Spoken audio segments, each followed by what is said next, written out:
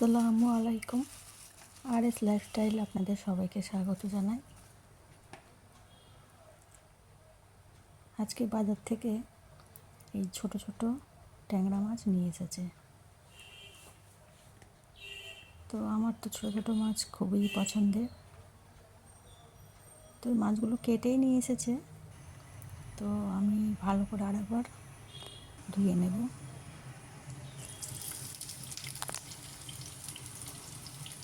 তো এই ট্যাংরা মাছের ঝাল বানাবো। তো সেই জন্য একটু বেশি করে পেঁয়াজ কুচি নিয়ে নিয়েছি। পেঁয়াজটা ভালো করে ভেজে নেব।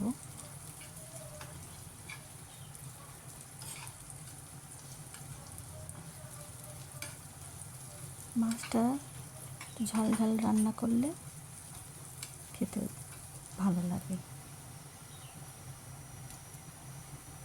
তো এখানে আমি একটু হলুদ গুঁড়ো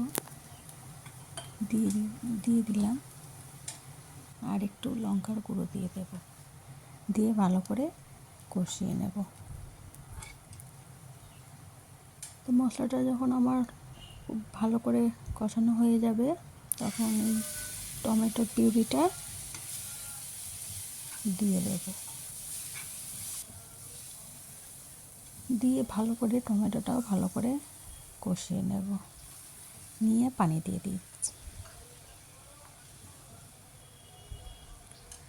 তো ভালো করে একটু সেদ্ধ হোক। তো তার জন্য আমি একটু লবণ দিয়ে দিলাম, যাতে টমেটোটা আরও ভালোভাবে গলে যায়। তো এই মশলা দিয়েই আমি মাছটা রান্না করব, এর থেকে আর বেশি কিছু মশলা দেব না। তো টাটকা মাছ এই রকম কম মশলা দিয়ে রান্না করলেও সুন্দর খেতে লাগে। তো আমি মাছটাকে ভালো করে ধুয়ে আর হলুদ মাখিয়ে রেখে দিয়েছিলাম। তো মাছটা আমি মশলার সঙ্গে ভালো করে মিশিয়ে নেব, নিয়ে পানি দিয়ে দেব।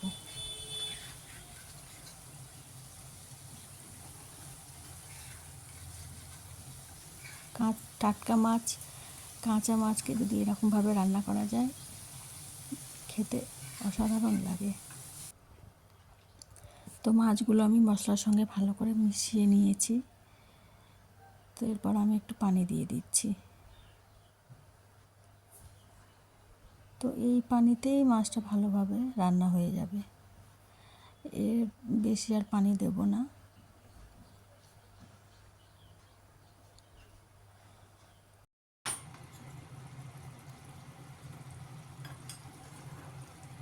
তো এই ছিল আমার রান্না। কেমন লাগলো অবশ্যই ভিডিওটা জানাবেন, কমেন্ট করবেন, অবশ্যই সাবস্ক্রাইব করবেন। তো একটু পানি মরে গেলেই আমার রান্নাটা কমপ্লিট হয়ে যাবে।